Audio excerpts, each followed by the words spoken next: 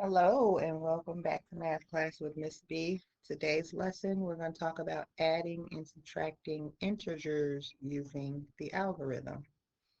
Here are the state standards that we're going to cover, and by the end of this lesson, you should be able to add and subtract integers using the standard algorithm. Fancy word there, algorithm. And basically, all the algorithm is the method, okay? That is another word for method, the pen and paper method, because so far we have shown you how to add and subtract integers with a number line, with counters, and now we're going to learn another method. The number line is where we had the either vertical or horizontal number line, and we would uh, represent the integers on the number line with arrows going other directions. Counters, either you're going to see circle counters with the plus and minus, or you might see square counters, plus and minus. Either way, these are good for smaller integers or integers with a smaller absolute value. However, if you have an integer like 3,258, and then you have plus -5, this situation will be ideal for using the algorithm because we have such a large number. We don't want to sit and draw out 3,258 counters, or we don't want to have a number line that's that long. So you need another method. So other than the number line and the counters, the other method will be the algorithm. Okay. So here is the algorithm. The first part is pretty easy. If you have two positive numbers, the answer is going to be positive. So positive plus positive equals a positive. So +2 plus +3 equals +5. If you have two negatives, negative plus negative, same situation. -2, -3 equals -5. So the real problem comes in when we have integers with two different signs. So suppose I had a -2 and a +3.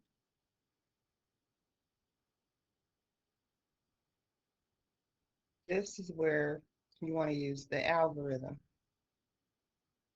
Okay, and the algorithm is, well, the method is to find the absolute value of each integer, subtract the lesser absolute value from the greater one, and then the sum is the number. The sum gets the sign of the number with the higher absolute value. So here is an example. -7 plus 6. I'm going to first find the absolute value of -7 and the absolute value of -6. And I'm going to subtract because the absolute value of 7 is 7, of -7 is 7. The absolute value of 6 is 6. So it's going to be 7 minus 6 gives us 1. But we need to know, is this 1 going to be negative or positive? Well, 7 was a higher absolute value, and it came from a negative number. So my answer will be negative.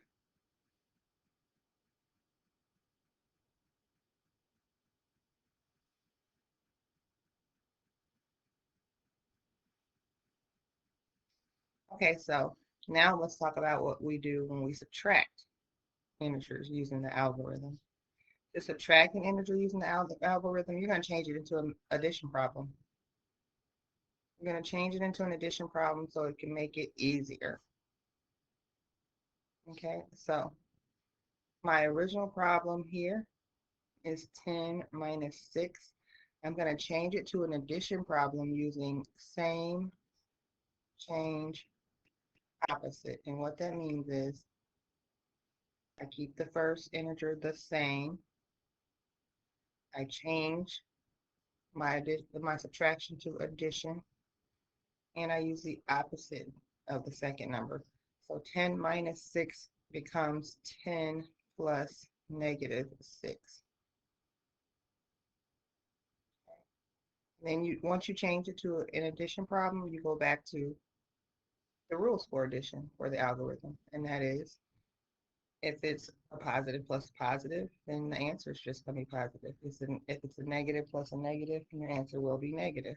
And if it's two different signs, then you find the absolute value of each integer, subtract the lesser from the greater, and then you assign the sign of the number that had that greater absolute value. Okay, so I took my subtraction problem, changed it to addition using same, change opposite, and now I have two different signs. I have positive plus negative. So this is going to be, I'm going to find the absolute value of 10, which is 10. The absolute value of negative 6, which is 6. I get 4. And it will be a positive 4 because my larger absolute value came from a positive number. So 10 minus 6 would give you 4. Okay, so let's work on this example.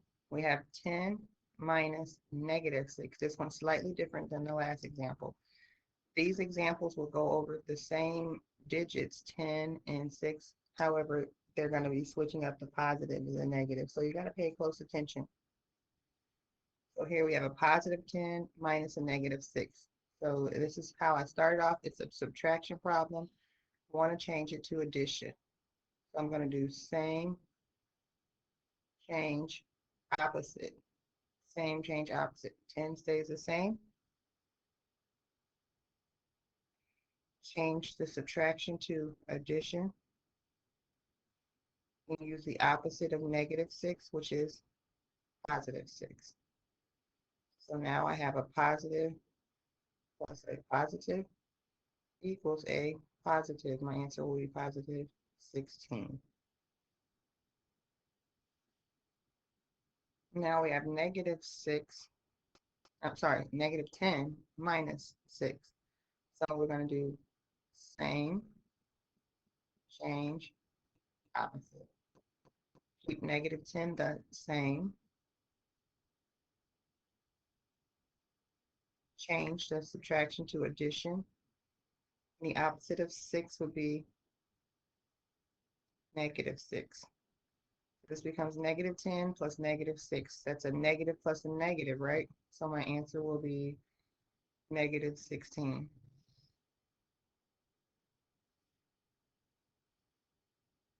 And for our final example, we have negative 10 minus negative 6.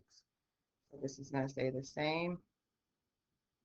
Change that to addition. And use the opposite of negative 6, which is positive 6. So this will be negative 10 plus 6. So we got two different signs now. So I got to find the absolute value of both of those. Absolute value of 10 is 10.